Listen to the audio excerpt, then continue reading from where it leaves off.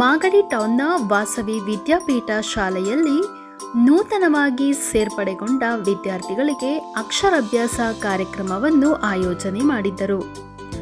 ಇದೇ ಸಂದರ್ಭದಲ್ಲಿ ನೂತನವಾಗಿ ಶಾಲೆಗೆ ಸೇರ್ಪಡೆಗೊಂಡ ಮಕ್ಕಳು ಮತ್ತು ಅವರ ಪೋಷಕರು ಅಕ್ಷರಾಭ್ಯಾಸ ಕಾರ್ಯಕ್ರಮದಲ್ಲಿ ಪಾಲ್ಗೊಂಡು ಮಕ್ಕಳ ವಿದ್ಯಾಭ್ಯಾಸವು ಉತ್ತಮವಾಗಿರಲಿ ಎಂದು ಆಶೀರ್ವಾದ ಮಾಡಿದರು. लक्ष्मीपदे देवं स्मरामि. गुरुब्रह्मा गुरुर्विष्णुः गुरुर्देवो महेश्वरः गुरुः साक्षात् परब्रह्म तस्मै श्री गुरुवे नमः. सर्वेषु कालेषु समस्तदेशेषु तथेश्वरेश्वरः सर्वस्वरूपी भगवाननानि मास्तु माङ्गल्ये वृत्तिः. ओम शान्ति शान्ति शान्ति.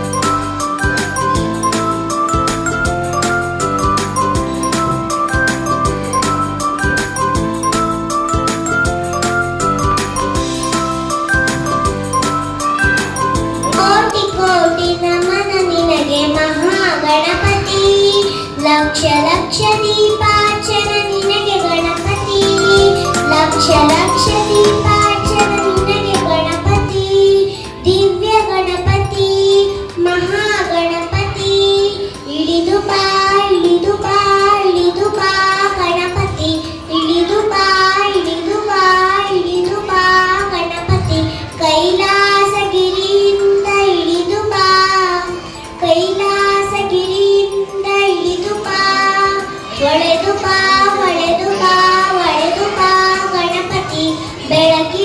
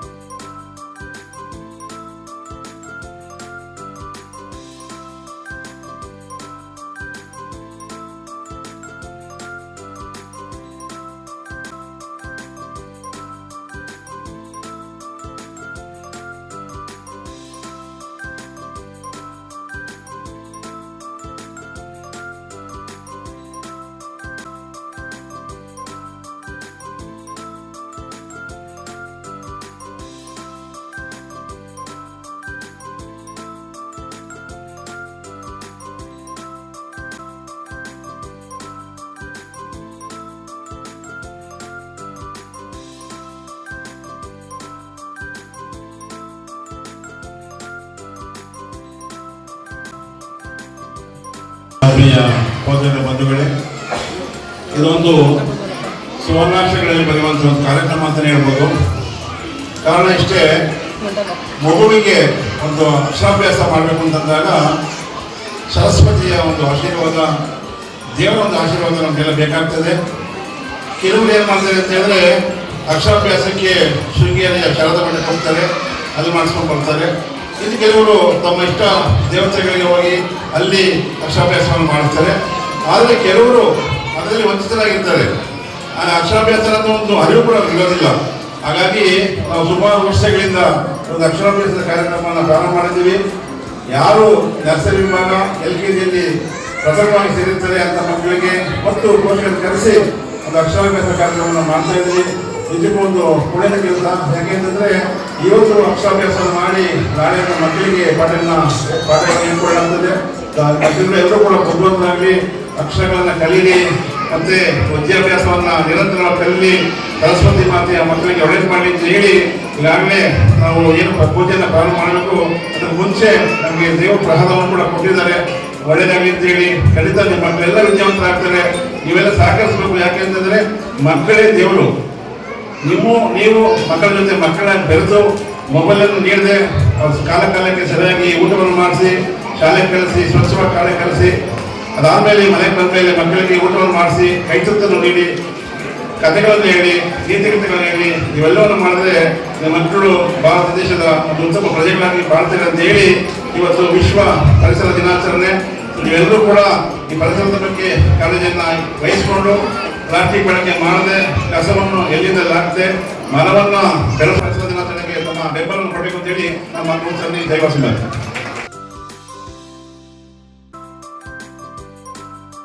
ಇದೇ ಸಂದರ್ಭದಲ್ಲಿ ವಾಸವಿ ವಿದ್ಯಾಪೀಠ ಶಾಲೆಯ ಅಧ್ಯಕ್ಷರಾದ ಶ್ರೀಯುತ ರಮೇಶ್ ಗುಪ್ತಾರವರು, ಉಪಾಧ್ಯಕ್ಷರಾದ ರಂಗನಾಥ್ ರವರು, ಕಾರ್ಯದರ್ಶಿಗಳಾದ ಸುರೇಶ್ ಬಾಬುರವರು, ಜಂಟಿ ಕಾರ್ಯದರ್ಶಿಯಾದ ನಾಗೇಂದ್ರ ಬಾಬುರವರು, ಸಲಹೆಗಾರರಾದ ಶ್ರೀಮತಿ ಸವಿತಾ ರಾಜುರವರು ಉಪಸ್ಥಿತರಿದ್ದರು.